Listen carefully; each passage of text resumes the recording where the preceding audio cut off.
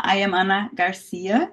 I am a lead co-chair of Task Force 3 of T20 on reforming the international financial architecture. It's a great pleasure to be here with you, with my colleagues from IPEA, with which we had a partnership for organizing this webinar on this very, very important topic for not only our task force, but specifically for the G20 agenda this year. The topic is on reform the tax architecture. This has been a major emphasis of the finance track in the G20 of this year's Brazilian presidency. So this webinar will take place in two sections, one today and one tomorrow. Today we will discuss the minimum income tax and its impact on developing countries. And tomorrow, panel 2 will discuss taxation on global wealth, new perspectives. As said, the issues of tax reform, tax fairness, tax justice for a few is one of the main issues being discussed not only within the G20 and other international organizations, but also among other stakeholders, civil society organizations, academic, the private sectors, investors, individuals, governments. So it's really important for us to have this opportunity to listen and to exchange among the most important specialists in this arena, in this discussion today and tomorrow. As the Brazilian government has stressed in the last months during the G20 presidency, it's really important to discuss what are the challenges of the G20 OECD Inclusive Framework Agreement, how can it be improved, what else can be done, how to move also beyond this agreement, where to discuss taxation, is that in the UN, what are the other initiatives. So this is really important because it's involving many different stakeholders, as I just said. So for us in the task force, it's a really a privilege and a pleasure to be here with you today and tomorrow. The main objectives of this webinars is first to connect and exchange among us and this main specialist that we're going to hear today. But it's also very important to discuss and develop the recommendations that we will deliver to the G20 by the end of our work this year. So this is a great opportunity for us in the task force. It's a great opportunity for all think tanks, intergovernmental organizations, academics, and other organizations involved in the T20 this year. So thank you very much for joining us. It's a really, really big privilege and a pleasure to be with you today. So let me present our panel on the minimum tax, global tax and its impact on developing country. We will have Dr. Yabo Masha.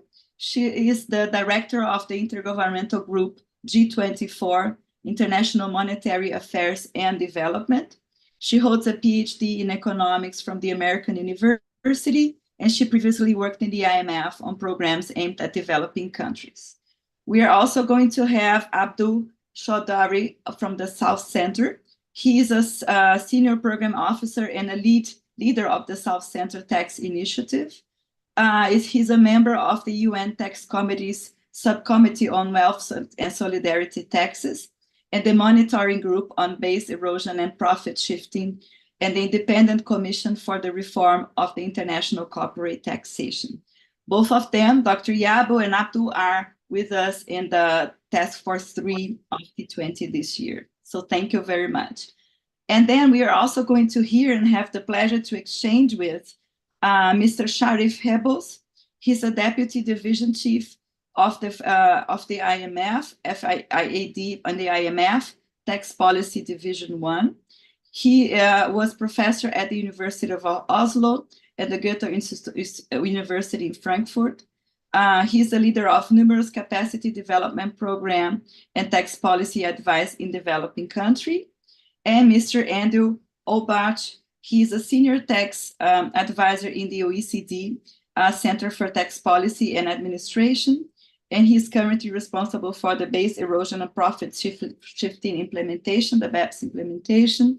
He has been with the OECD since 2007 and has worked across a range of international tax issues in the organization, including being the senior director, counselor, tax advisor in the Jakarta office, head of peer reviews in the Global Forum, and others. Mr. Andrew is a Canadian and US trained tax lawyer with experience in the private practice and with the Canadian Department of Finance. And to finalize our panel today, we will hear the comments and the debates from my colleague Pedro Carvalho from the Institute of Applied Economic Research in Brazil, IPEA.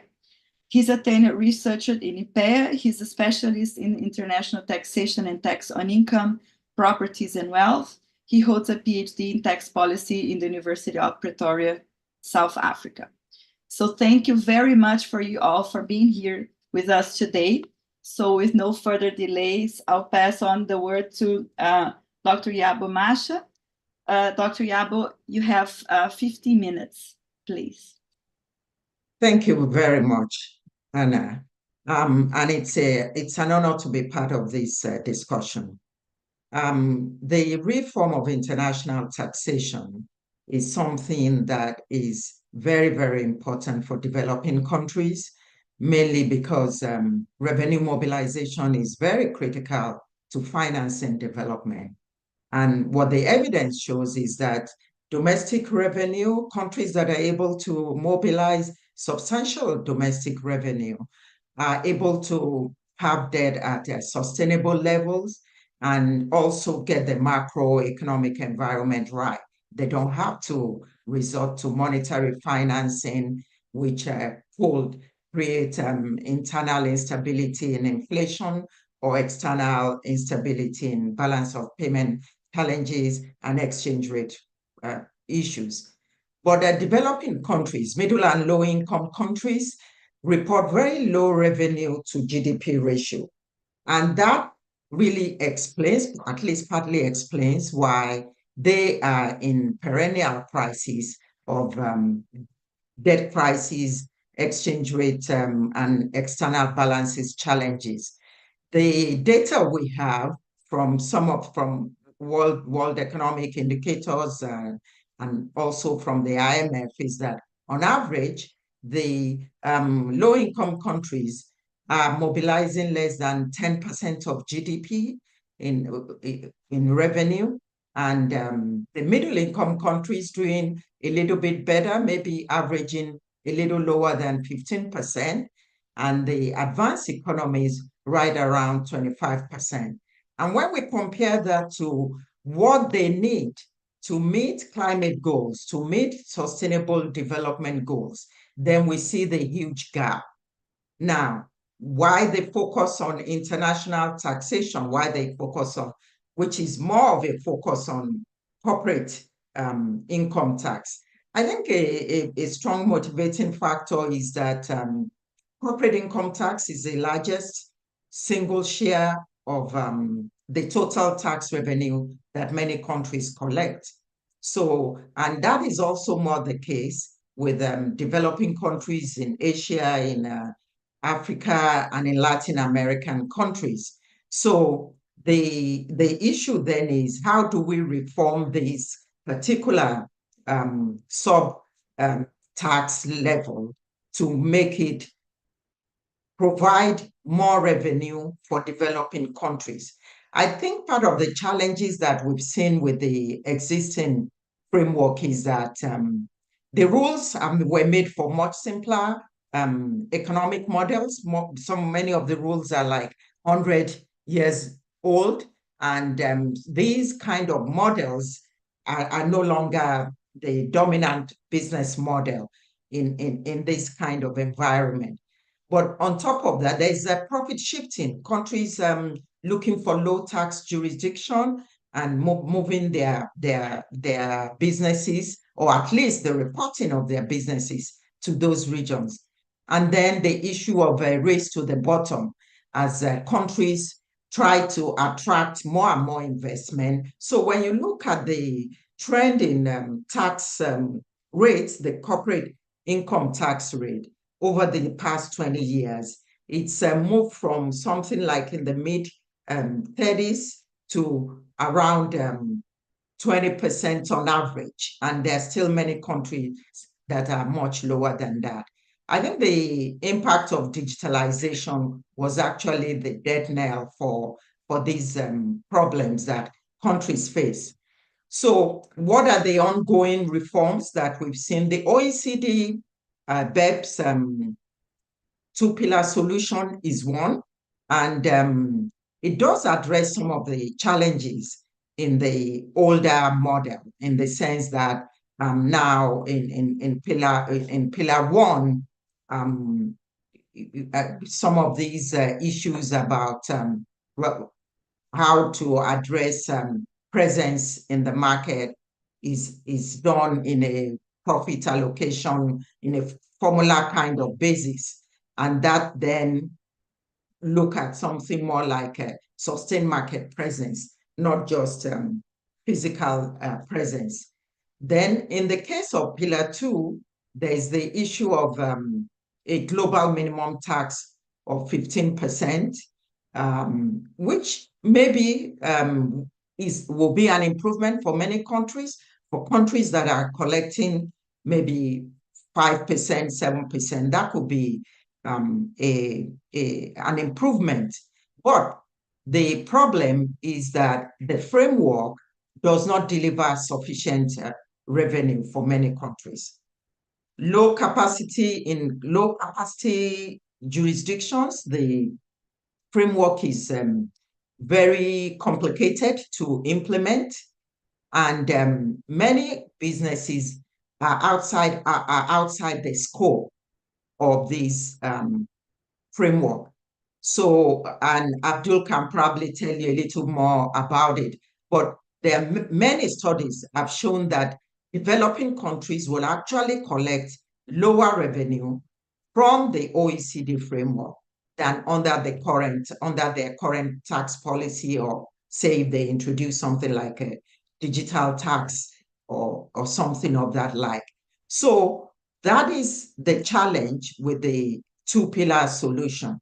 Now, what is the way to go? The new initiative that is on the global policy agenda is a UN-led process that is attempting to craft a framework convention on international tax cooperation.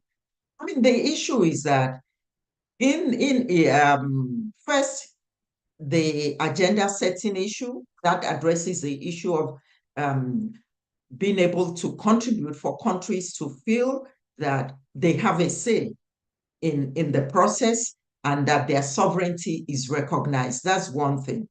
And the other issue is that the process is likely to result in some issues, addressing some of the issues that are of importance to developing countries. So for that reason, the G24 is supportive of that process. It's early stages yet. We don't know how it's going to play out, but it's something that is giving developing countries the hope and the opportunity to have a say in an issue that is of so much importance to them. I mean, at the G24, our position is that these issues have to be addressed. We need transparent and equitable global tax negotiation framework. It should enhance state accountability, and it should advance sustainable development in the global tax agenda. So in a situation where countries are collecting like 10% of GDP revenue, and we're talking of climate goals and sustainable development needs of minimum of about 15%, which is what we see in the latest report by the IMF fiscal monitor, then it's that gap between what is being collected and what the needs are cannot be filled by other sources like overseas development assistance or excessive borrowing. Excessive borrowing, in any case, has its own macroeconomic challenges, as I've highlighted. So what are the areas that we think should be part of the discussion going forward? We think that the International Tax Cooperation has to be comprehensive. One of the issues we're interested in is the inclusion of high and ultra net worth individuals in taxation, and that would also complement the agenda of the G20 Brazil on inequality. The other is how to craft non-Pigovian tax measures to address issues relating to climate and financing. We note something like the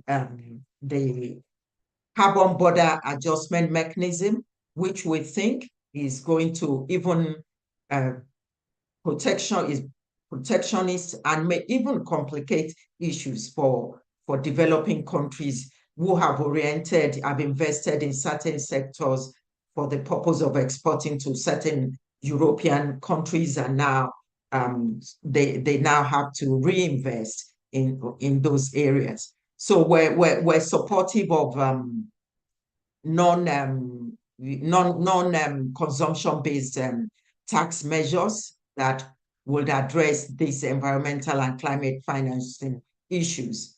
We also think that tax havens and jurisdictional competition needs to be part of the focus. Some of these tax havens are not even under the scope of the Pillar 1 and Pillar 2 framework. But this is where really the harmful practices, harmful tax competitions are, and these have to be part of the discussion. Illicit financial flows, some of these OECD initiative framework, pillars 1 and 2, could reduce illicit financial flows to the extent that it addresses, there's a minimum tax, global minimum tax, and it also addresses some of the issues around physical presence or substantial presence. But it doesn't go far enough. Illicit financial flows need to be addressed in a much more fundamental way, not just on how the money moves out of countries, but also where the money is going to. Then the issue of double taxation is also something that we think should be part of the future agenda. Again, the framework addresses some of these issues indirectly, but we need something that is more comprehensive and that fosters fair and efficient tax systems. Transfer pricing is also one of the issues that could be improved upon. And as far as the issue of the digital and service economies are concerned, this is also an area where some of the challenges posed by digitalization will be part of further areas that need further work. Finally, I think the one important thing for developing countries is rules that are simple to implement and that do not create additional financial burden on countries. In this sense, we are of the view that some of the new initiatives that could come out from the OECD framework, and also some of the things that could come out of a potential UN framework, should be able to enhance cooperation among countries at different levels of development. We think that regionally, countries should collaborate and cooperate using regional tax advocacy organizations. We've seen the beginning of that with the Africa Tax Foundation and the PTLAC, the Latin American Tax Advocacy Organization that was set up last year. So all in all, I think that we've come a long way. The OECD framework does come a long way from the previous existing framework, which was more than 100 years old. But there's still a lot more to be done. There's a lot more to achieve. And so we very much look forward to the work going on at the UN, but also a lot of work going on bilaterally and at the regional levels. Thank you. Thank you very much, Dr. Yabo. I think it was a great way to start with this wonderful overview of the main issues, the main challenges, the main agendas, old and new, and what are the different actors involved in the, in the negotiations for a fair tax structure and tax cooperation. Thank you very, very much. So I'll pass it on the word to Abu Shadawi from the South Center. I'm sure he will also address a few of these issues and also move beyond them in a few areas for developing countries.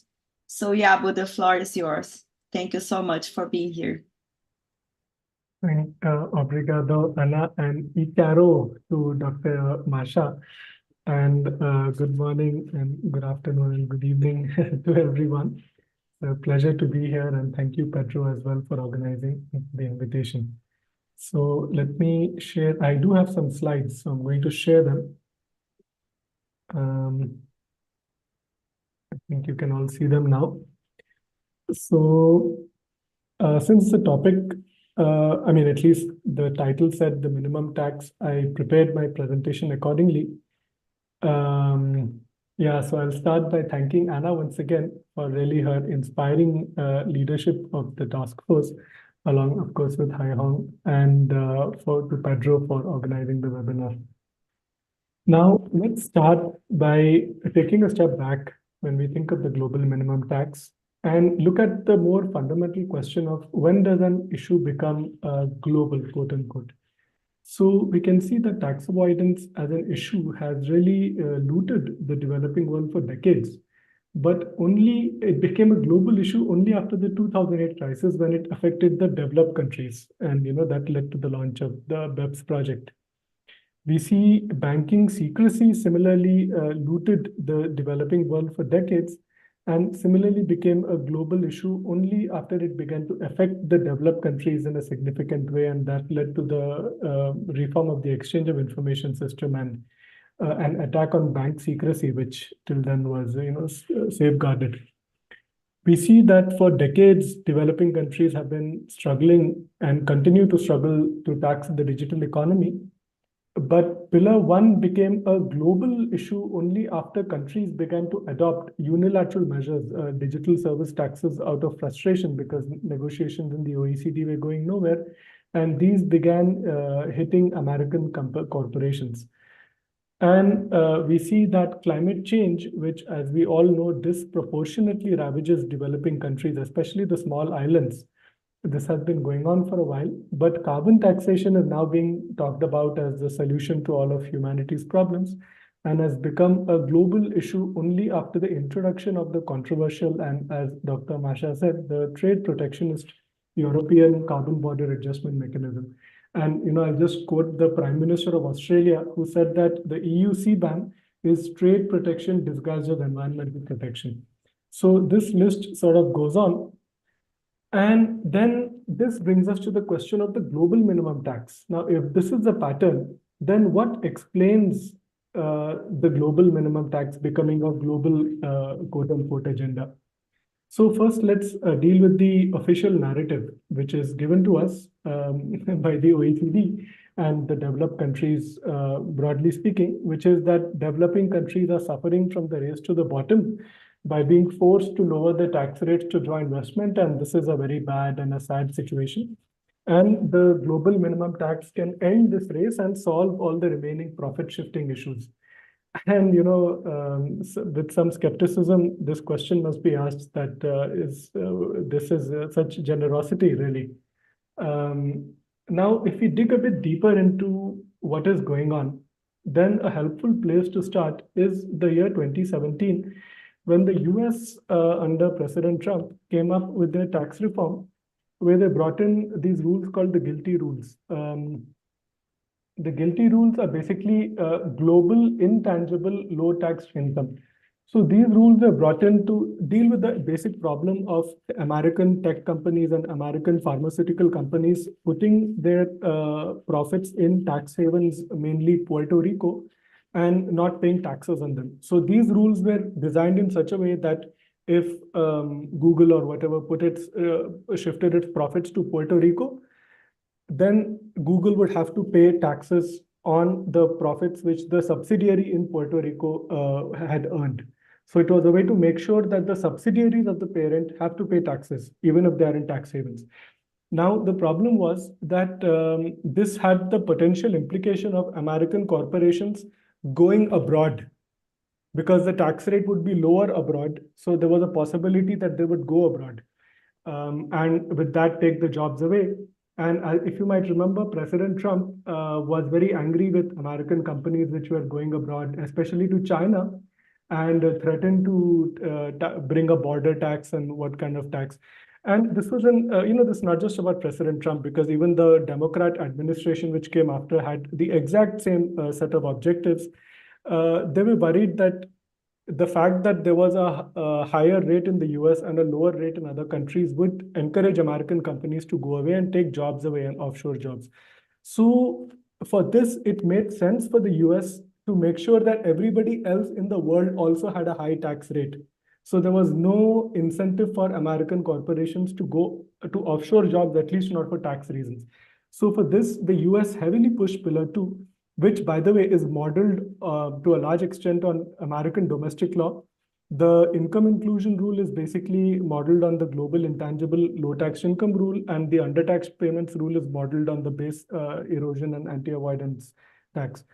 And the objective of this was very clear. It was to stop the offshoring of jobs to developing countries. You might all remember President Trump railed against China and the American companies which were offshoring jobs, not just to China, but to Vietnam and to various other countries.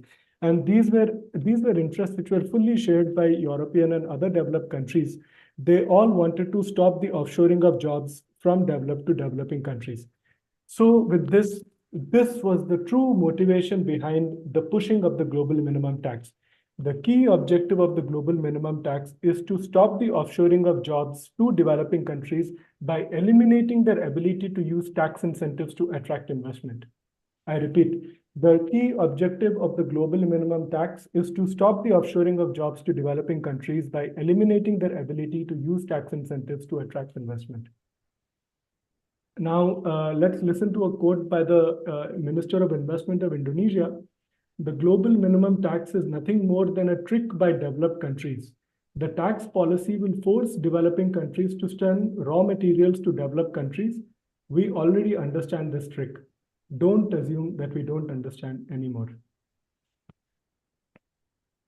Now, to take this agenda forward, we see that developed countries and organizations such as the OECD, the IMF, and the World Bank and other development partners are now very, very strongly carrying out work streams and capacity building to essentially get rid of tax incentives in developing countries. So you see databases coming up, you see all these toolkits coming up, and a whole set of activities are going on to take this agenda forward, broadly speaking.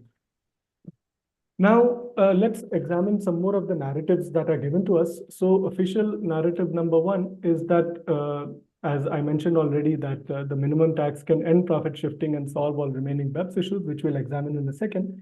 And narrative number two is that developing countries should immediately bring in the qualified domestic minimum top-up tax to avoid losing tax revenues to developed countries under the income inclusion rule. And we'll examine both of these in more detail. But let's start by examining number one. Okay, that if we bring in the minimum tax, all the profit shifting issues will stop. So this is data from the company Shell, the oil company, which most of you may be familiar with. And they have, to their credit, published their tax report publicly. It's on their website. You can see how much tax they paid in 2020. Now, from their website, you can click on the link over here. You can see that in the year 2020, they derived 200 million revenues in Argentina and paid zero in taxes. You can see that they derived 120 million from Bolivia and paid zero in taxes.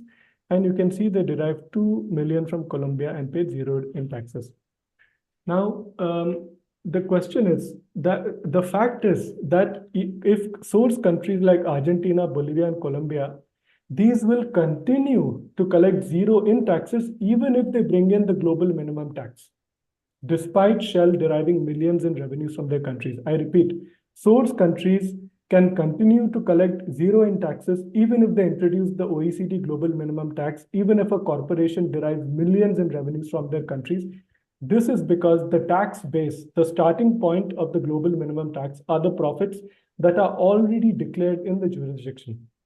So if the company shifts profits out, then there will be nothing to tax. Now, to go back to this, you see in the case of Argentina, the total revenues were 200 million, but the profit before tax is minus 240 million. It's a loss of 240 million. In the case of Bolivia, it's a loss of 156 million. So there are, lots of ways through which tax lawyers and accountants can shift profits out. That's a whole industry in itself. So it's very possible to do that. And then this is the starting point of the global minimum tax. It starts with the profits already declared in the jurisdiction. If there are no profits declared in the jurisdiction, if they have been shifted out through profit shifting, there will be nothing to tax, even with the OECD global minimum tax, the qualified domestic minimum top-up tax. So the core idea of a minimum tax is that if the taxpayer pays zero, then a secondary law kicks in to make sure that they pay at least something. And by this definition, the globe rules are not a minimum tax, and they don't solve the remaining problems of base erosion and profit shifting, which Pillar 2 are actually supposed to do. Okay, now we have seen who are the losers. Now let's see who are some of the winners. We see a country like Bahamas has 15 billion in revenues. I'm quite doubtful that there is $15 billion worth of oil and gas to be extracted from the Bahamas. 74 million more or less from Bermuda, and a significant amount from the Cayman Islands as well. So it's quite clear that these jurisdictions are destinations of profit shifting, really. And again, the corporation has paid zero in taxes even over here. So we can see that that a country like Bahamas and Bermuda, they would actually gain to benefit a lot from the global minimum tax, because this is the starting point of the tax for them. So we can see substantial amounts of profits declared in the tax havens, and they are actually the real winners. But what I've given you so far is one example of one company in 1 year. Can this be generalized to the whole world? And the answer is yes, it can be generalized to the whole world. And this has been done by the OECD itself. This is data by the OECD's own paper, Effective Tax Rates of MNEs. And according to the OECD itself, 80% of the profits which will be taxed under the global minimum tax are located in tax havens. 80%. And if you look at the amount of the tax, the profits which are located in developing in lower middle income countries, that's only 1.6%, and only 0.2% of the profits taxable under the global minimum tax are in low income countries. And if we see, only 1% of the profits which can be taxed under the global minimum tax are in Africa. I mean, so this really tells you that for the vast majority, and again, if we look at this dark blue, this is the high income countries. We see 38.6% of the profits are located in high income countries or developed countries, and 41.4% are in the tax havens, and the remaining are in upper middle income countries, and so on. So we see that the data is overwhelmingly clear that the global minimum tax is primarily meant to benefit tax havens and then developed countries. And then we also have to note that many of the major tax havens like Cayman Islands, Puerto Rico, and so on are not independent countries. They are jurisdictions which actually belong to developed countries. Like Cayman Islands is actually a part of the UK. Puerto Rico is a part of the US. So this is money which actually will end up going into the pockets of the developed countries for the most part. So for this reason, civil society has actually called the global minimum tax a tax havens rewards program with clear justification from the OECD's own data. Then we see some other challenges of the GLOBE rules.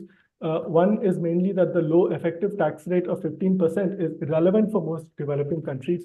The second is the extreme complexity. The GLOBE rules are now in hundreds of pages, and the cost of implementation is going to most likely exceed any tax which ends up being collected.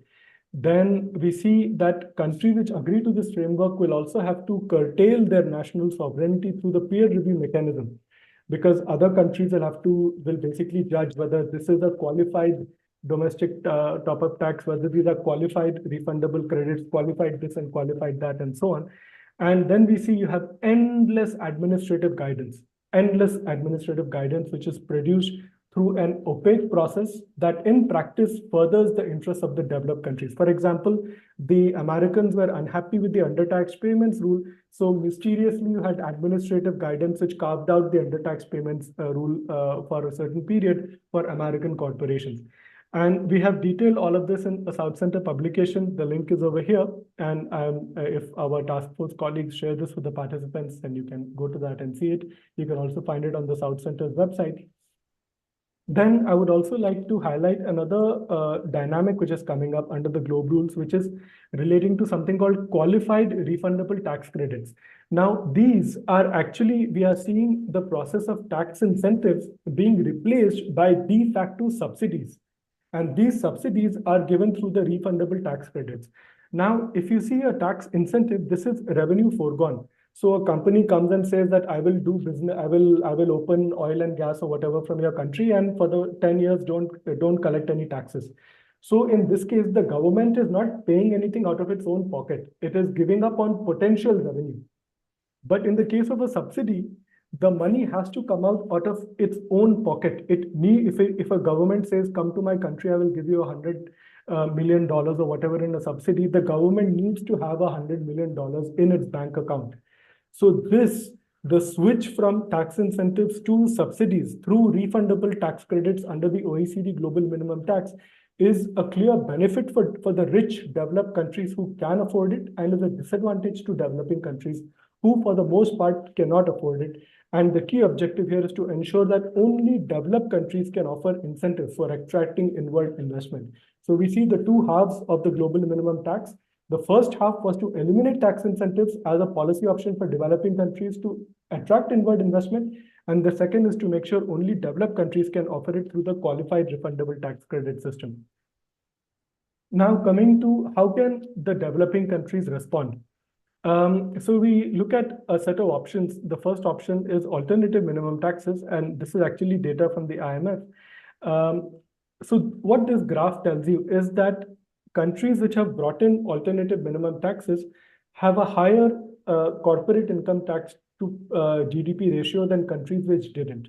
So you see this black line, these are countries which don't have a minimum tax, and you can see that their corporate income tax to GDP ratio is pretty low, and the rest of it are countries who do have a minimum tax of some sort. So by and large, countries which have brought in an alternative minimum tax have got more money in their pockets than countries which didn't.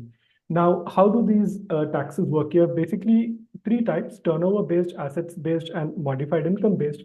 And this is a bit technical, so I won't go into too much detail.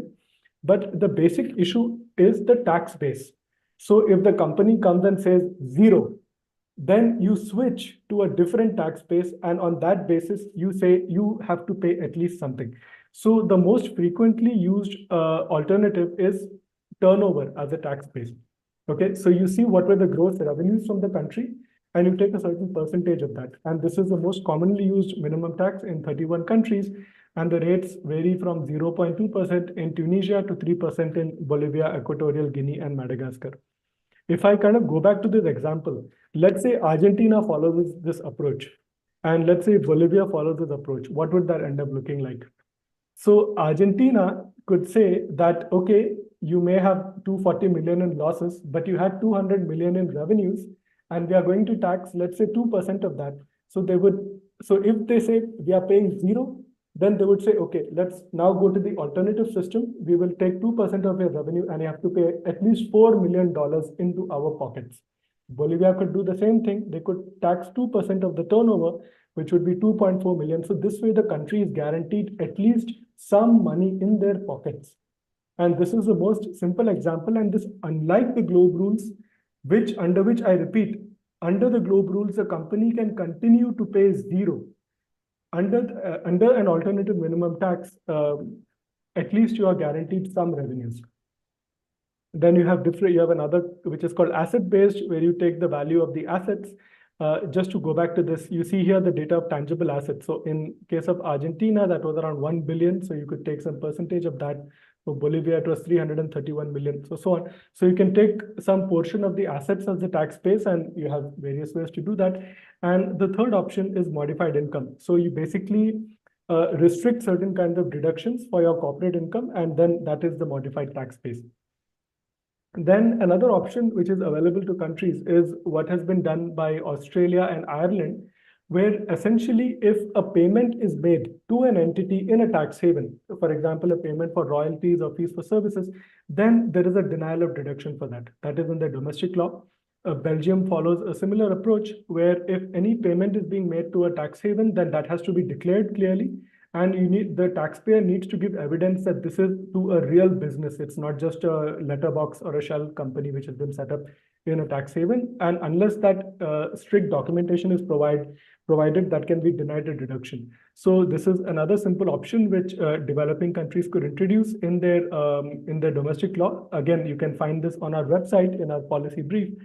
And this would actually be quite similar to the idea of the subject to tax route, but without having to go through a complex treaty route. And the last thing is that it is a reality that some developing countries have been excessively generous with their tax incentives.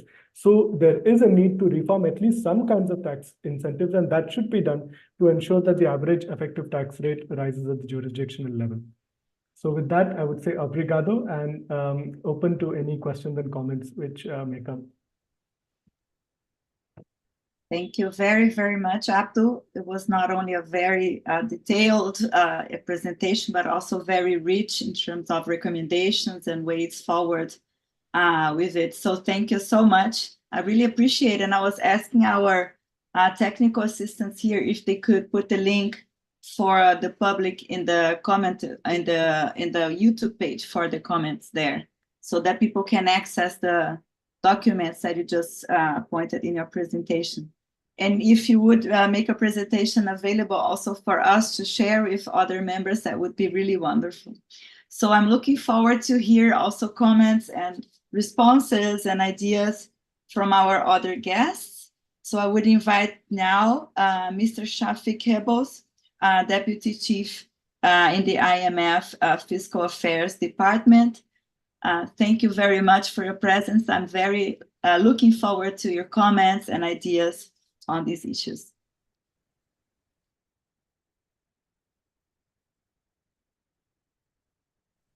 Thank you very much for having me. It's a great pleasure to be with you today. It's, of course, a taxing task to speak about taxing multinational. And for having a constructive discussion today. We contribute to the debate by providing economic analysis, among other contributions, such as capacity development. So, for example, the last few years, we have a couple of policy papers. We had a book that's published in 2021 that goes into specific issues in much details. In addition to working papers, for example, the latest working paper where we present expressions that compute the effective tax rates under a minimum tax.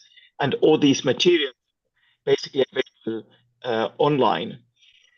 I would like to kind of in some sense, a little bit in response also to previous presentations, to structure the analysis as follows. Let's start with issues that were shaping tax policy responses before the agreement. There were three aspects. One is profit shifting that was mentioned before. The evidence suggests that about 1/3 of profits of multinationals are potentially located in low tax jurisdictions. So this is the upper range of the estimate that has been found in some recent papers. Some studies suggest slightly smaller magnitudes. And of course, it's an issue, but it's also an issue of equity. It's an issue of tax morale. And that has led to Traffic. I'm sorry to interrupt. Your audio is cutting. I'm not really hearing you well. Is it only my problem or the others are? Yeah. Yeah. So is there maybe okay. Let me check. Oh, okay. Thanks so much. I was trying to figure out if it was only my problem. Yeah. Yeah. Okay. Let's try again to see if we understand you better. Please go ahead and we can check whether, oh, okay.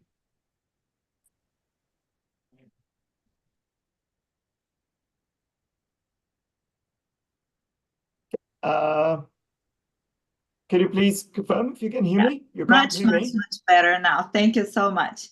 Oh, okay, perfect. That makes me happy. So at least we resolved the issue. So sorry about that. I wasn't aware that there were some audio problems. So I was trying to mention the kind of the challenges that we had before the deal, before the 2021 agreement. And I mentioned that there was an issue of profit shifting. The evidence suggests it's about 1/3 of multinational profits. It's not only an issue of revenue, but it's also an issue of equity, an issue of tax morale. And ultimately, frustrations with kind of profit shifting has led to the BEPS initiative, which concluded in 2015 with the 15 actions, many of which are actually tailored towards stronger anti-tax avoidance rules, some of which that were taken unilaterally by some countries, for example, in the form of CFC rule or controlled foreign corporation rules, which are basically kind of a unilateral minimum tax on passive income. But that was only one issue. The other issue, and it's in some sense a deeper underlying issue, is tax competition between countries. And we are all familiar with this chart that depicts the downward trend in corporate income tax rates. This is typically how we depict tax competition, but of course, tax competition goes beyond the statutory rates. It's also in the form of tax holidays, other preferential regimes that are popular in many countries. And that's basically theoretically lead to inefficiently low tax rates, as opposed to a counterfactual where we have some form of coordination. So these are the two issues. And the tax competition is particularly costly, and also so for developing countries. A third issue that kind of particularly starting from the 2015 became kind of at the fore of the debate is the allocation of taxing rights, in particular in regard to digital service taxes. So that's where we start from and where we are right now. So we have the 2021 agreement. So we have now about 145 members, last time I checked, on board.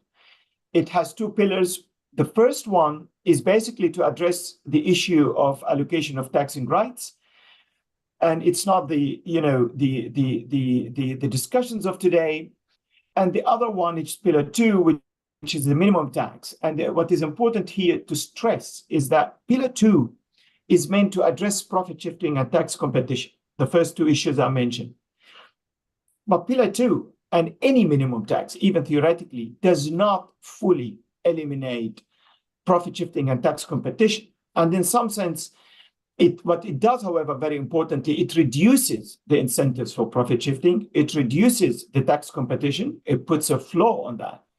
So the basic logic of a minimum tax is to change the underlying kind of incentives for firms and for countries. It's important to also realize that the minimum tax is a so-called common approach, meaning that countries, as a political commitment, accept the adaptation by others, but actually countries are not obliged by that commitment, so to say, to adapt the rules themselves. It's their choice. So now the questions for countries become, what are the revenue implications of this agreement, and how can we react? What sort of tax policies we can ourselves adapt?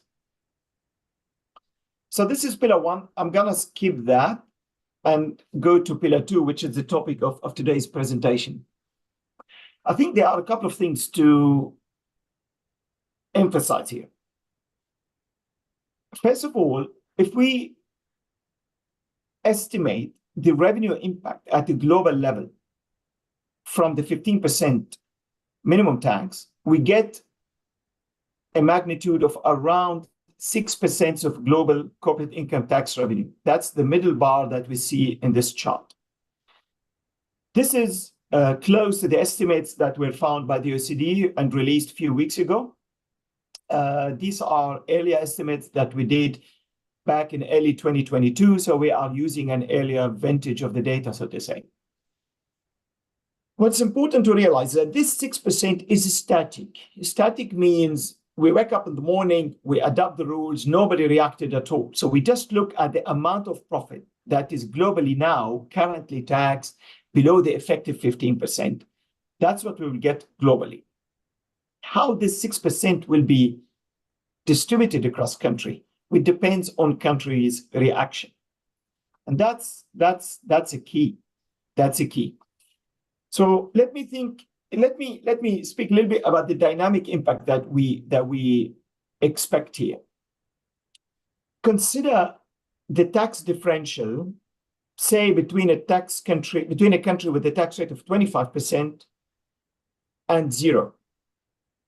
That would be the case, say, before the agreement. Just take a hypothetical country, it has a tax rate of 25%. The lowest tax rate that we will find is basically 0, because there is no minimum tax and there are some zero tax jurisdictions. Now, after the deal, after the agreement, basically the zero tax jurisdictions will go to 15. So the tax differential shrinks. And that means we give countries a little bit of leeway to reconsider their taxation, which will give them room to even increase their taxes a little bit. And we can estimate the tax rate reaction function of countries. And based on that, for example, we estimate that the minimum tax could indeed at least kind of stop the downward trend in the corporate income tax. And if it will revert it a little bit, it will lead to an increase in a global corporate income tax revenue of 8%. It is important here to realize that kind of the benefits from the minimum tax ultimately hinge on how countries react. And I will go back to this later. But it's not only countries react, it's also that firms react. And firms react in two ways. One is way to locate profit. As I said, that tax differential that I took as an example of 25% gives a lot of incentives for firms to shift profit out of that 25% tax country to some zero tax jurisdiction. But now, as I said, that tax differential shrinks. It's still there, and there are still some incentives to do some profit shifting, but they are lower than before the minimum tax. And that means we would expect that we would first expect a reduction, overall reduction of profit shifting to low tax jurisdictions. And then two, we would expect that means also kind of some reallocations of the profit. So the profit that we see right now, as in the example we've seen in the previous presentation, in low tax jurisdictions, some of these profits may shift to some other jurisdictions because of the minimum tax. And that's, in some sense, I would like again to emphasize that is the logic behind the minimum tax. It's not the only static revenue estimate that we are all interested in and we compute, but it's also triggering these dynamic effects, triggering country responses, triggering country reforms, and triggering also less incentives for firms to reshift their profits. Having this in mind, we will need to be still mindful of the investment impact. So that's basically another margin for firms to react. If we have an increase in effective taxation, that can lead to a reduction in investment. That's what the theory says. Of course, here we need to keep in mind that we are leveling the playing field somehow. So when we say that, profit or investment will leave one country, the question will become always where to? And if you are leveling the playing field and having some floor, so at least as far as the tax elements is concerned, it will play a lower role. However, it will remain important, and I would suggest there is a good chapter by the World Investment Report that estimates the impacts of a minimum tax on investment. And we have also a recent working paper that computes kind of the effective tax rates under a minimum tax. So, of course, there is an issue of complexity, which will lead to administrative costs. The agreement is not the easiest. Simplification remains important for developing countries. We have some of that under Pillar 1, so-called Amount B, which gives a pricing kind of matrix for the wholesale distribution of goods. Of course, if we were to contemplate expanding the scope of this simplification, we need to be concerned about some potential trade-offs between simplicity and efficiency. Some more work needs to be done. We have a working paper by some colleagues that looked at the issues, but there might be some scope to expand the simplification measures. Pillar 2, beyond the minimum tax itself, includes a treaty-based rule called the subject to tax rule that basically allows some additional source-based taxations of intra-group payments. However, that's kind of first, the taxing rights need to be conceded by the treaty for that provision to be effective. And 2, where the payment is received, the nominal tax rates need to be below 9%.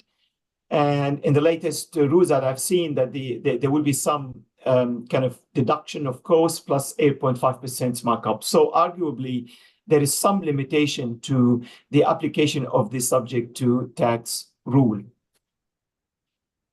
So who will benefit from a minimum tax? I think ultimately, what economists call Pareto improvement is possible, meaning that it is possible that multiple countries can benefit, possibly even so many countries, without making anybody worse off. And that's, again, what depends on how countries react.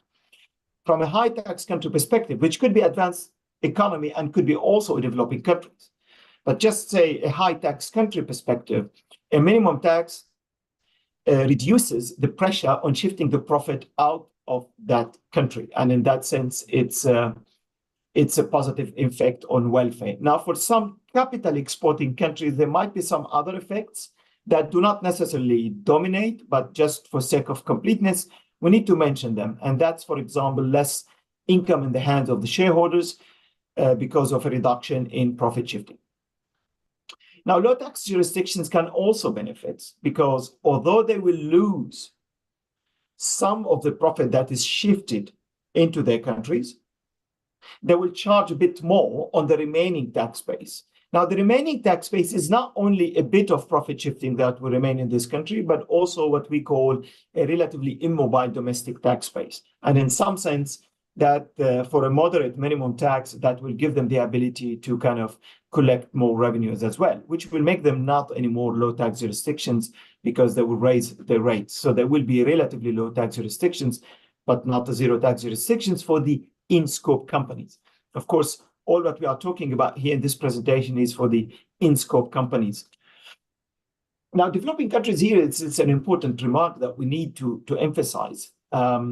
We know that there is a cascade of tax holidays and other preferential tax incentives in many developing countries, which are the results of tax competition.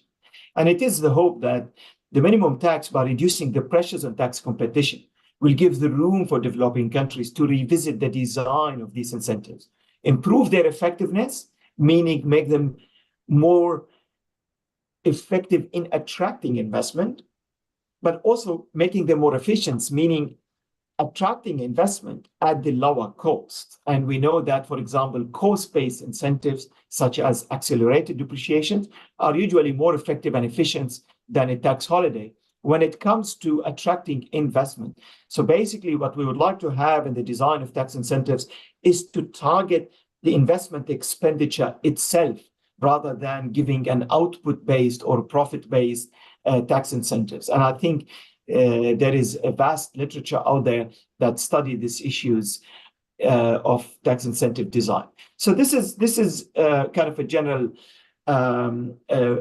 summary of who could benefit from a minimum tax.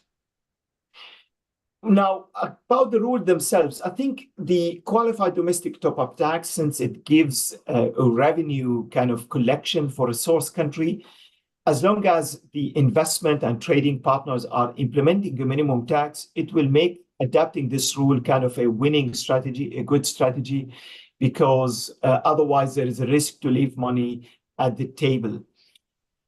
The under-tax profit rule is a backstop of a backstop. So it's basically a rule that would allow some country along the chain of the multinational ownership. It's not the HQ country and it's not the source country, but some country in between to collect the revenue. It has a logic to reinforce the adaptation of the minimum tax, but in principle, like if hypothetically we assume that all countries have an income inclusion rule and a qualified domestic top-up tax, then anyway, it becomes less important. Income inclusion rule, that's basically a rule that will allow the HQ country, so to speak, loosely speaking, collect the revenue. I think there is a scope for many countries to do that. Remember, many of those countries that have multinationals anyway already have some form of a minimum tax, say controlled foreign company rules and so on. So for them, it's not a new kind of rule. However, there might be some jurisdiction that don't have so many HQs that are kind of companies that are in scope. They may find, it's a policy choice for them. It's a trade-off, and some countries may adapt it, some maybe be less inclined. But there is a case to also adapt the income inclusion rule. So finally, I would like to make one remark on tax incentives. As I mentioned, we know that cost-based incentives are more effective and more efficient than profit-based incentives. So what a country can do, a country can try actually to avoid the application of the top-up tax under the minimum tax altogether, and kind of have a tax design that try to achieve efficiency and make sure that the application of the top-up doesn't even take place. And that could be done by maintaining a sufficiently high statutory tax rate, but designing the tax incentives in the right way. For example, having a good tax-based provisions. And in particular, what I have in mind is accelerated depreciation, for instance. And Pillar 2 rules, in principle, allow for accelerated depreciation, which are considered as a temporary timing measure without triggering a top-up tax, which is different from kind of reduced tax rates, which by themselves could bring the company into the scope of a top-up tax. One point I would like to make on the qualified refundable tax credit. Of course, if you offer a tax credit that is tied to the investment itself, to the investment amount itself, this is kind of, again, more efficient and more effective than a tax holiday. What we need to say, if it's refundable, that means cash is getting out of the budgets, and that's typically more transparent than hidden tax expenditures. And that's just important to point to make. Of course, it will be still subject to the availability of kind of some fiscal room to provide refundable tax credit, but we know that kind of spending measures, so to say, actual spending, that's usually more transparent on the public budgets. So we have a working paper that discusses this effective tax rate using cost-based incentives, and which goes in more details on these issues of accelerated depreciation and refundable tax credit. Now, finally, before I stop, I would like to make another important point, and that is, of course, taxing multinationals is important, and it's important for revenue, it's important for equity, but there are more broader reforms that remain important. So if we take, for example, the static and dynamic revenue impacts of the minimum tax and Pillar 1, we will be at around 0.4% of GDP. Now that's good. That's a welcome contribution. But of course, it was mentioned in the very first presentation, the needs for developing countries are large if we measure them based on kind of tax capacity and tax efforts. And we have a recent paper that update the estimates. So some previous studies suggested it's at least 8% of GDP. But they are also large if we take as a comparators emerging markets, simply tax GDP ratios, and we aim to bring kind of the low-income countries tax GDP ratio to the emerging market ratio. So that's again 5% of GDP. 5%, to say the least, of GDP, that means we would need to rely on broader domestic revenue mobilization to collect that money. It is difficult to envisage only kind of a reform on multinational companies to raise such a huge amount. So the broader revenue mobilization agenda remains critical in tandem with our efforts to better tax multinational companies. And that's a message that I wanted also to convey. So in conclusion, I would like to say the logic of the minimum tax is welcome, and the minimum tax by itself is welcome because it changes incentives. It should be looked upon not only in the static sense, but how countries can kind of reap the benefits if they implement the complementary reforms, improve their incentives, see if there is room now to react by raising the rates where applicable, by reducing the incentives for companies to follow a very aggressive profit-shifting strategies, because now the rate differential becomes lower. So these incentives are the merits of a minimum tax. Overall, it will raise the revenue. How that revenue pie, so to say, will be distributed across countries, again, it will depend on how countries react. So that's what we need to emphasize. There will be an effect on investment that we need to keep an eye on, how that will evolve. Some of these effects that I mentioned will be muted somewhat because there are some exceptions. So there will be some companies that are out of scope because they are smaller in terms of global turnover, or because of the substance-based income exclusion, which is a kind of a fraction of profit that will not be subjected to the minimum tax. And again, the most important maybe message to end up is that, again, multinational taxation is an important reform area. We need to continue working on that, but the broader mobilization, revenue mobilization agenda remains important. With that, I would like to stop. And sorry again for the issues with the headphones. Thank you. Thank you very much, Mr. Shafik. I think it was a very comprehensive presentation with many different aspects, and I think it was really, really important for the dialogue that we have to establish among us. And I really appreciated the view of having, a more specific country response and firms response to the proposal. So thank you very much.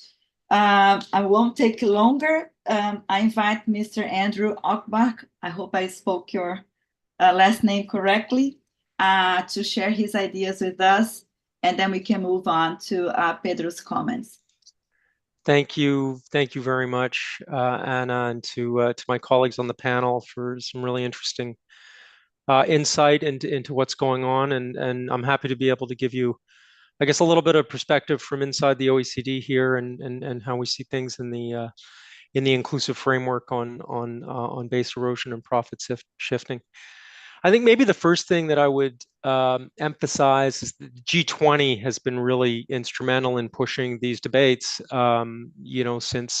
since the financial crisis, first work on transparency, and then on trying to really address the issue of tax avoidance and capturing the corporate tax base. And this is I think a good change in approach to kind of move towards multilateralism, and international tax issues really require a global approach that protecting domestic tax sovereignty requires international cooperation. There are, and of course, corporate tax is the prime example of this, and base erosion, profit shifting affects all jurisdictions, and the challenges that it raises really demands a coherent and cooperative approach.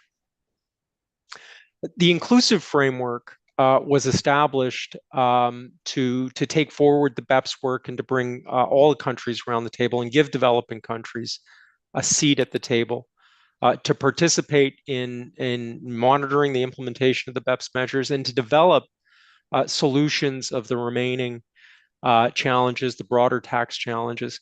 And today, I think it was mentioned already, 145 members of the inclusive framework, of course, against only 38 members of the OECD, and about half of those are developing countries, and they play an important role in the work of the organization. Our co-chair is from Jamaica, from a developing country. We have a lot of representation on our steering committee from developing countries. They act as chairs or vice chairs in the working party, the places where the kind of nuts and bolts of the rules are being developed.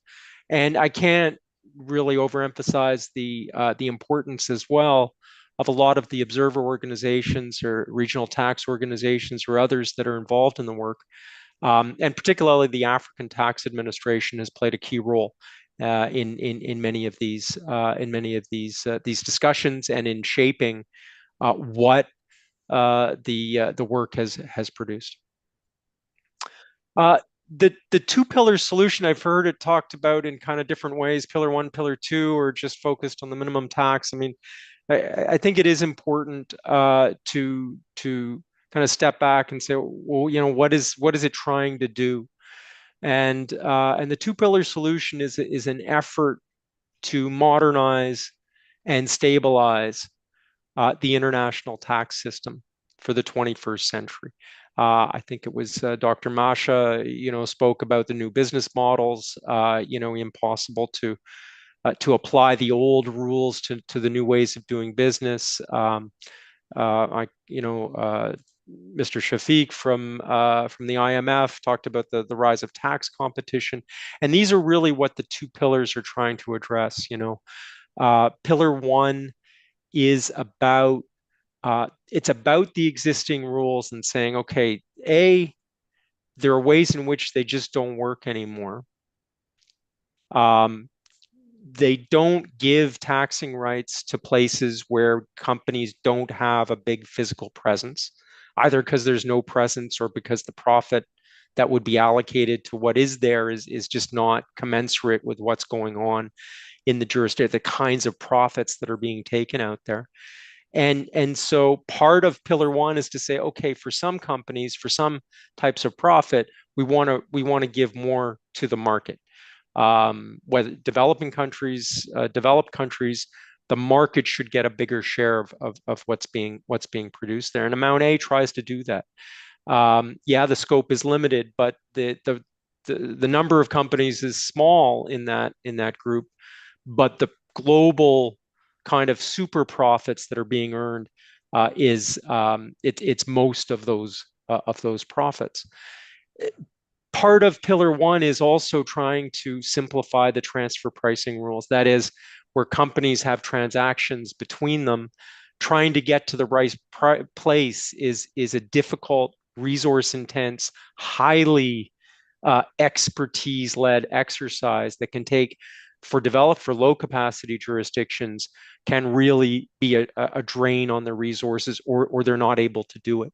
And what Amount B We're not that great at naming things, but amount B is a simplification of that process that allows, in particular, low capacity jurisdictions to apply the existing rules in an appropriate way and allow them to use their resources more efficiently elsewhere. And then indeed, and I thank Shafiq for laying this out well. I mean, Pillar 2 is about tax competition. It's not just the minimum tax, it's also the subject to tax rule. It's two rules that work together to really, I mean, I think and particularly for developing countries, change the conversation on tax incentives and what kind of tax base they're going to be able to keep for themselves. So this has been going on, discussions over 10 years from the original BEPS project. Again, developing countries have had a very significant impact on the two-pillar solution and on all these aspects. And indeed, if you look, the reallocation of taxing rights, and without getting too detailed, but many of those provisions in there, and I think about there's an exclusion for extractives, so that where you have extractive industries very important for developing countries, part of that profit is not being reallocated to the market somewhere. The sourcing rules that we have to decide where the profit is being earned are very beneficial to developing countries. We have low thresholds for when a country has a nexus to get some of that right. And in fact, the threshold generally is low, and then we have a lower threshold for smaller countries. There are materiality thresholds within the design on withholding taxes, which is a key issue for developing countries, and the clawback on reducing the existing rights to tax. Again, that guarantee that developing countries maintain their existing rights, and on and on. And so when you look at the way it's designed, it reflects the input of the developing country voice within the inclusive framework. Amount B, not to dwell on it too long, but Amount B, the simplification of transfer pricing, is specifically there to assist low capacity jurisdictions. And African countries, the African Tax Administration Forum, been very instrumental in developing those proposals. Similarly, if you look at Pillar 2, the global rules, the global minimum tax of 15%, a key issue in all those discussions, and what developing countries really wanted was, well, we want the first bite at the apple. The source country gets to tax the low tax profits first, and that's what the qualified domestic minimum top-up tax does. And the stakes are significant because there is a lot of low tax profit in developing countries, even though there might be very high nominal tax rates of 25 or 30% in many jurisdictions.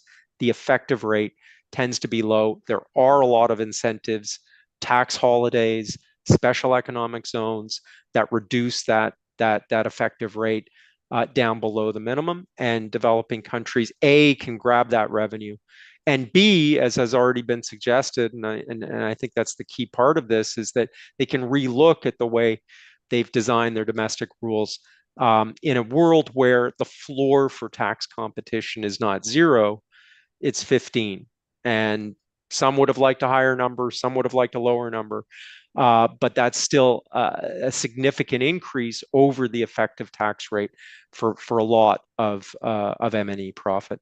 And finally, just on the STTR, when you look at the rules there, the subject to tax rule of all the parts of the two-pillar solution, Amount A, there's no requirement to do that. There's no requirement to sign the MLC. It's something that jurisdictions take a sovereign decision on. Amount B is in the transfer pricing guidelines.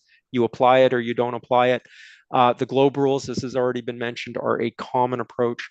But within these, the subject to tax rule is a rule where developing countries can specifically require their treaty partners to include it in their treaties. And that's a commitment by inclusive framework members for the benefit of developing countries. Now, it's a consensus solution. The OECD is a consensus organization. The inclusive framework works on the same basis. And that means everybody has to agree. And it means that everybody has to give something to get an agreement that makes sense for the broader membership. And it's absolutely true that this package of measures looks a lot different than what it would look like if it had been agreed just between OECD members. So I think it's really an incredible advance in many, and it overturns many of the prevailing rules and the kind of entrenched way we've thought about international tax. Amount A is really revolutionary in that regard. The minimum tax is something that really was a long time coming, I think, and that really needed to be done. I think a lot's been said about complexity. The solutions are too complex. Countries want something simpler to administer, or simpler. They want simpler rules, and I'd maybe make the point that a simple rule is not necessarily simpler to administer. And the fact of the matter is that international tax is a very complex subject, and developing a multilateral solution means that there are going to be a lot of moving parts. But I think the benefit here for much of this, and you know, a lot's been made about, for example, Amount A and the reallocation of taxing rights, and it's very complicated. Well, yeah, you know, there's a lot to consider there. But at the end of the day, you know, a lot of thought has been given to the administration of it and developing something. We all know, I mean, developing or not development, developed countries as well, are very concerned that we could administer this. It doesn't make sense to develop something that, you know, in practice is just not going to work. And so we put a lot of thought into figuring out how to do that, and the kind of central administration that is envisioned by the multilateral convention and the design of Amount A lets countries benefit from a really streamlined, concentrated approach to it, and they can participate fully, but can also benefit from the knowledge that others are looking at the same rules in respect of the same taxpayers, and that their vigilance in respect of good compliance is going to benefit them as well. And so I think for the reallocation of taxing rights, countries, you know, may, you know, simply get the money, get the check, and be happy with that. Others are going to want to participate very heavily in the process. Globe rules similarly, MNEs are going to be making the same set of calculations for their parent jurisdictions as they're making for the source countries, and we have a centralized return that's available to all the countries that would be implicated, and they can again kind of ride on the coattails of the compliance that's being done in other areas. There's a lot of revenue at stake. You know, for the reallocation of taxing rights, that's going to affect up to 200 billion of corporate profit, and it's not necessarily about generating more revenue, but it's about who gets to tax that revenue. You know, so where it's taxed in one jurisdiction, or it's the profit's been booked in one jurisdiction, is now going to go to the markets, which may in some cases lead to more taxation or just a shifting of that taxing right. And for the global minimum tax, we think up to additional 190 billion or more is available for countries. And a lot of that, and I think Shafiq has made this point already, is generated by reduced profit shifting, that there will be less moving profits from, you know, high tax jurisdictions to low tax jurisdictions, because the economics of it and the math of it has fundamentally changed.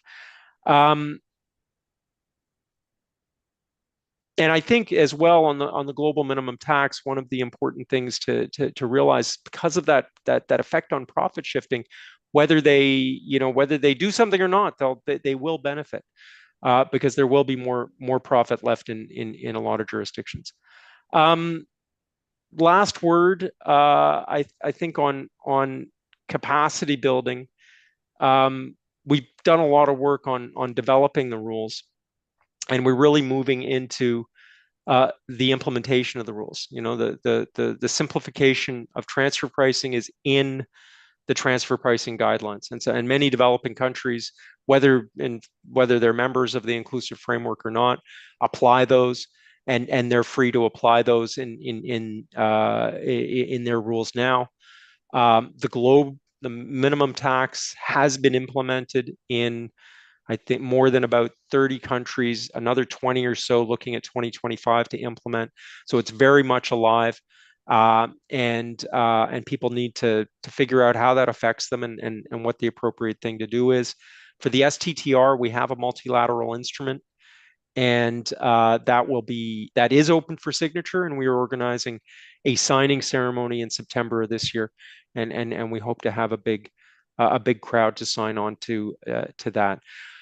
We're doing a lot of work on outreach. We're doing a lot of work on multilateral training. We're doing a lot of work on bilateral support, particularly with the global minimum tax. It's very much a bespoke exercise, helping countries understand who are their taxpayers, how do the rules interact with their particular tax incentives. As was mentioned, it's not a kind of one size fits all versus the tax rules. Some tax incentives are affected more than others. So accelerated depreciation, again, as Shafiq mentioned, are not that implicated by the GLOBE rules, whereas a tax holiday or special economic zone type of thing would be much affected. And so helping countries understand what the interaction is there. There is a substance exclusion, and so how that works into the equation is very important. But we do,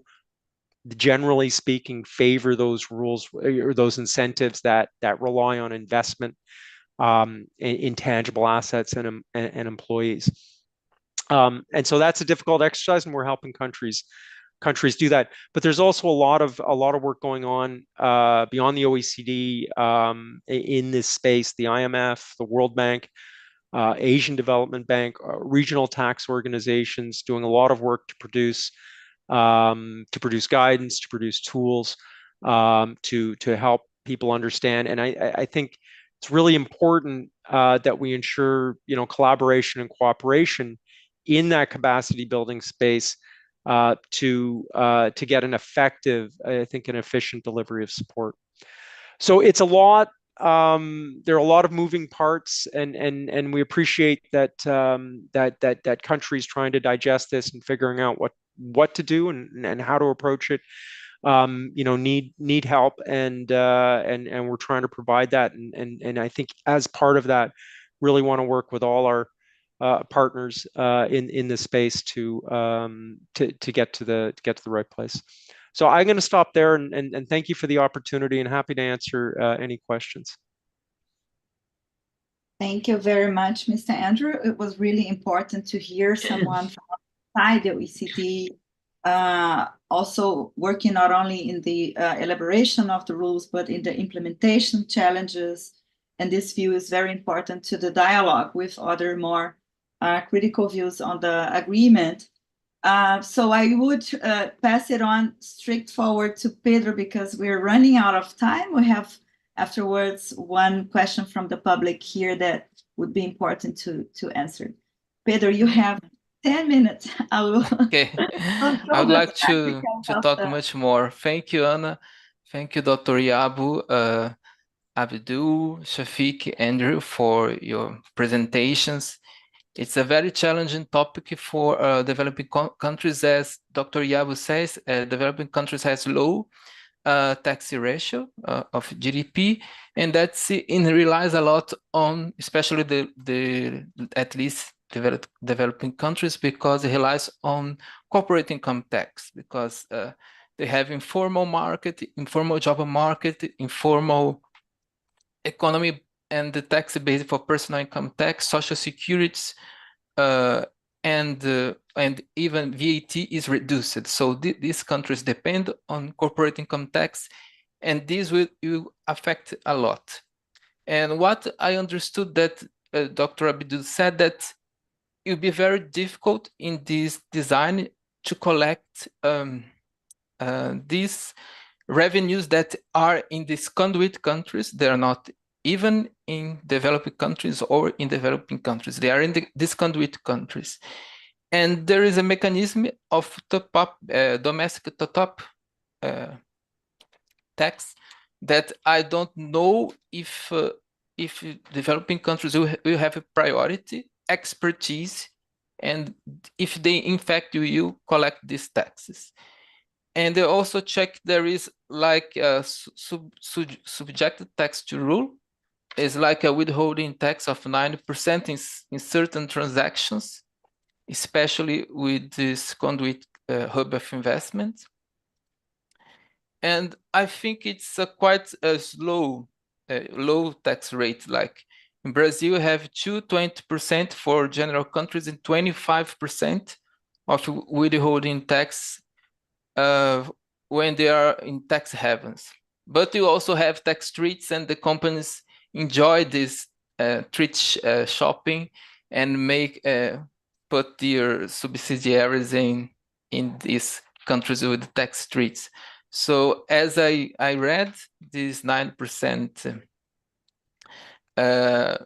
tax withholding taxes will be enforced in the tax treats, and it also will cover all types of services, which will be a large base. So I think it's positive, despite this low rate that I think, and some rules that this markup of 8.5% that I think will be difficult to administer. It will not be automatic as we've done a lot in developing countries. Just the money leave the country and they withholding the tax. So there's some details, but I think this details is the dangers for developing countries, because there is a lack of expertise in them. And then what Shafik explained us of different designs that the developing countries need design better corporate income tax laws to not lose these tax rights for conduit states or for developing countries. So it's there are some countries that are zero tax rates or that need even to implement new corporate taxes. So this is very important. And in the end, Dr. Andrew explained us that OECD's worry about the impact on developing countries. He cites the amount B that facilitates the transfer price administration. Amount A is something that we don't expect if it happen or not. It's a very polemic, because we redistribute the profits that are in developing countries direct to developing countries. But I think Pillar 2 need Pillar 1 to work properly. So if you have a word with just Pillar 2, will not be the best scenario, and this can offer opportunity for the introduction of digital service taxes.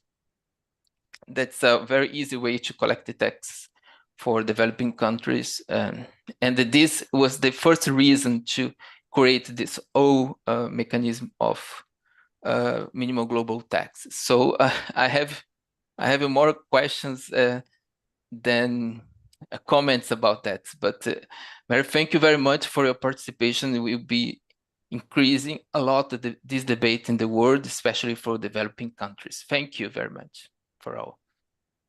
Thank you, Pedro. I think so.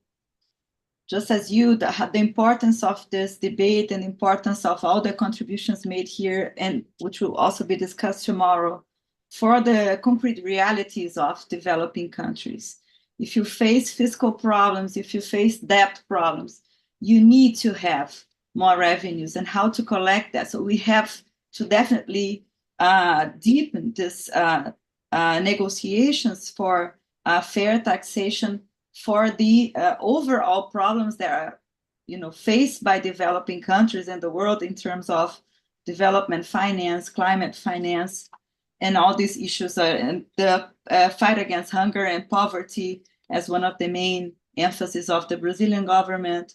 So I think that was for the, for our work, really a huge contribution. Thank you so much for everyone. I will read out the questions that we have here from the public. They are not directly to anyone specifically, but to the panel, and I will leave it up to you for comment on answering on them if you feel like it. Okay, now I have 3. The first one is from Frederick Haight Muller, and he says, if there was a window to revisit some parts of the design of the GMT in the future, not immediately realistically, but perhaps in the couple of years, what changes could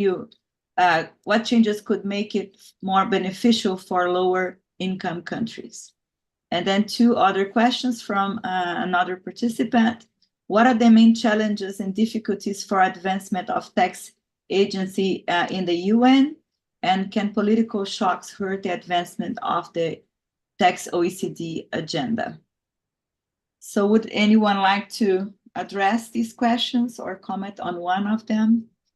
Abdul, go ahead, please. Yeah, thank you, Anna. So I'll respond to the questions, and I had a few other comments if I could add.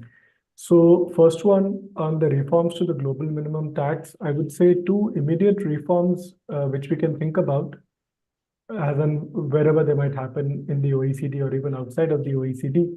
One would be on changing the tax base for the qualified domestic minimum top-up tax. As mentioned, the QDMTT only applies to the profits which are already declared in the jurisdiction. If the profits are shifted out, then there's nothing to tax. So some sort of an alternative tax base, either turnover, which is very easy, or assets or something, to ensure that countries get at least something. So we don't have a situation where a corporation makes millions and plays the profit shifting tricks and still ends up paying 0. So I think some change in the tax base of the QDMTT is needed.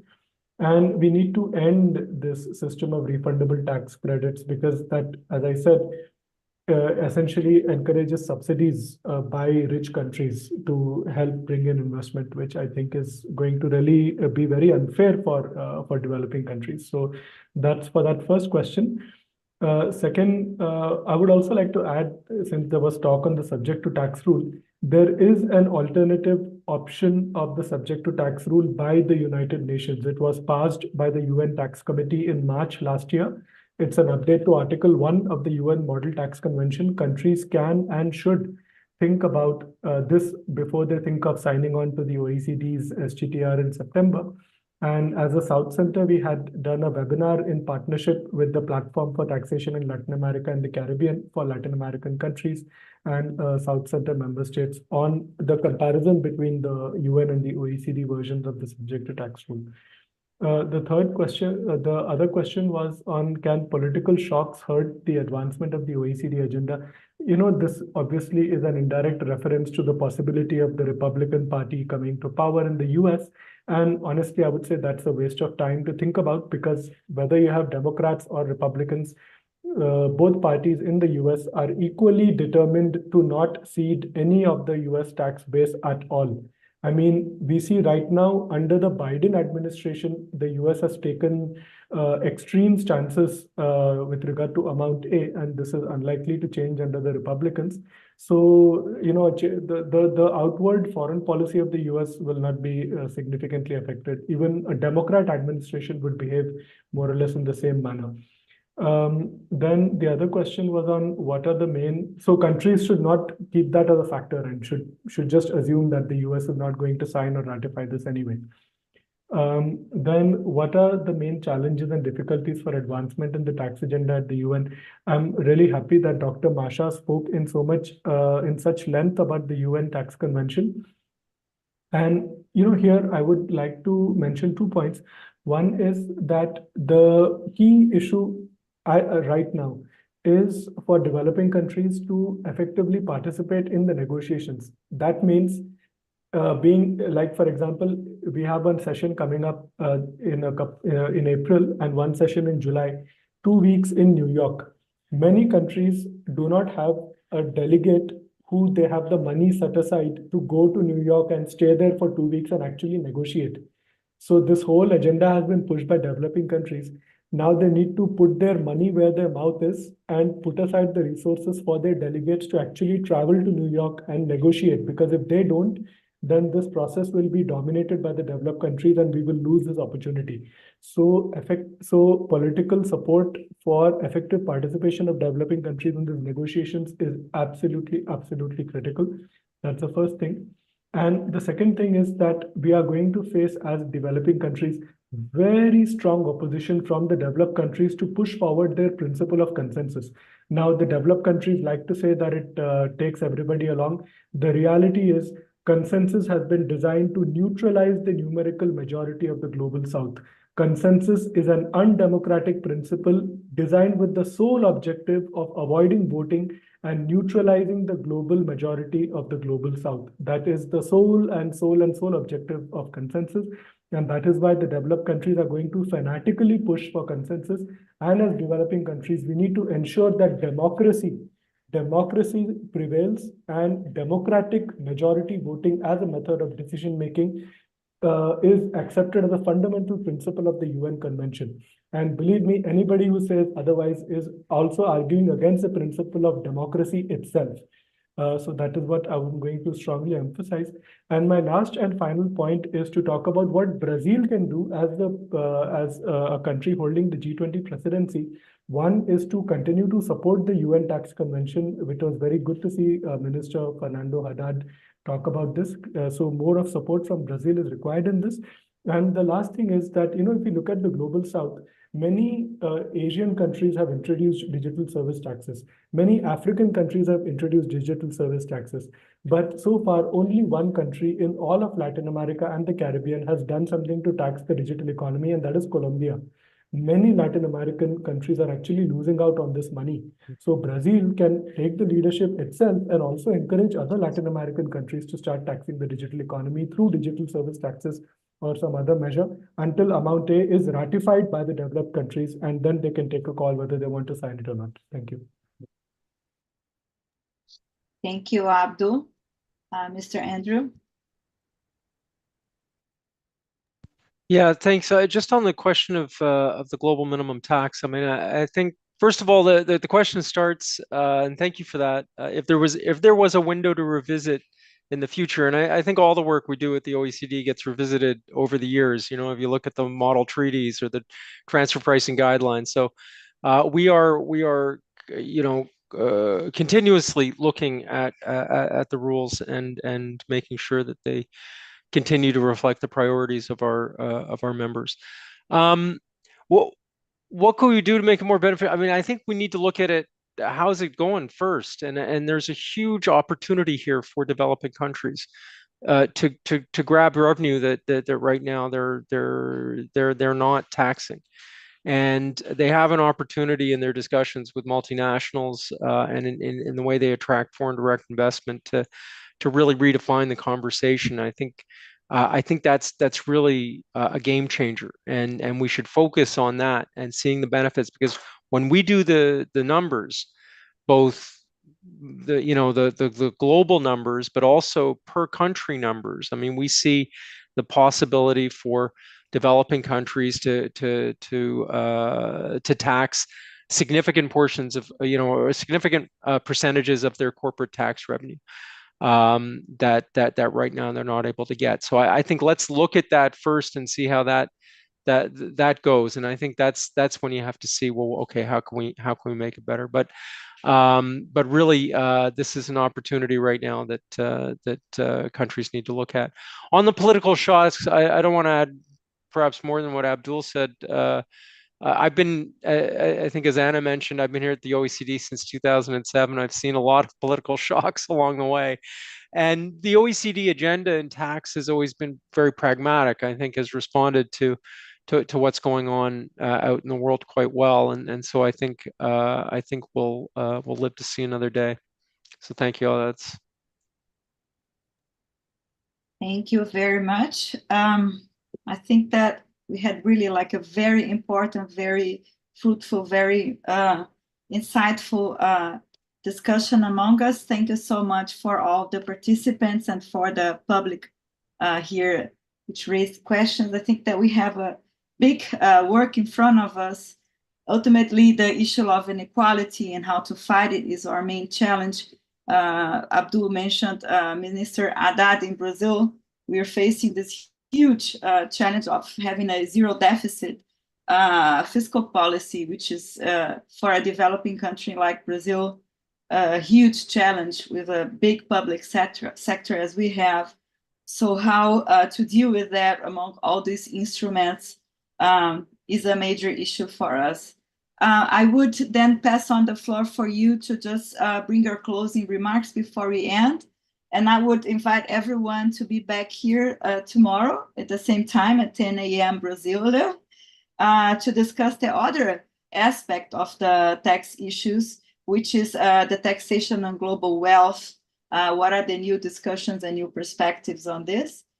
We will have someone from the Ministry of Finance, another representative of the IMF, a representative from the UN, another representative of the OECD, and then we will have, as discussed, someone from civil society organization. So I would pass on the floor to Dr. Yabo for her final remarks. So thank you all very much for this very engaging session. I think the diversity of views has been very informative, and I think I hope that our audience really enjoyed it as much as I do. I think that what we have to bear in mind is that there's still a long way to go. And in particular, some of the things that need to change in order for developing countries to be able to generate substantial revenue from all these different initiatives. The OECD framework is an initial step. I do hope that the UN-led initiative would also achieve good results. And I hope that the international organizations like the IMF and the World Bank would support both processes as they have done in the past. Thank you. Thank you. Abdul? I would just like to thank the organizers, the BRICS Policy Center, IPEA, for the invitation and for organizing this timely discussion. And yeah, just to support what Dr. Masha said about the historic opportunities opened up by the UN Tax Convention to really redesign the international tax system to make it fairer for developing countries. It's a once in a generation, it's a once in a lifetime opportunity, really. And we have a very short time window. As developing countries, we need to participate actively in every way we can and really make the most out of this. And I would also second what Dr. Masha said about the hope that the IMF and the World Bank continue to support the expanded role of the UN within this international tax agenda going forward, as they have supported other reform processes. Thank you. Thank you, Abdul. Mr. Shaf. I would like also to thank everyone. I think these are important opportunities to exchange views and deepen our understanding of the involved trade-offs. And it also it highlights the importance of doing more rigorous research and analysis to tell us what we are trying to achieve and how we can achieve our objectives. Thank you, everyone. Thank you. Mr. Andrew? Yes, thank you to my colleagues on the panel and for the organizers.